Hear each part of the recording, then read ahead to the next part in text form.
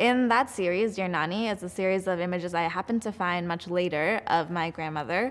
And this is taken the year after partition, which is so 1948. My grandmother is taking on her new husband's clothes. So she's wearing suits, and she is also wearing shalwar kameez, which is sort of more traditional Indian clothing, and sherwanis, which is a more sort of formal clothing. And she's dressing up, and she's getting into different positions, holding props. I don't know what their intentions are or were. And that was something that was also very important for me to draw attention to and to maintain, is that I have no clue why exactly my grandparents were taking on this act of play.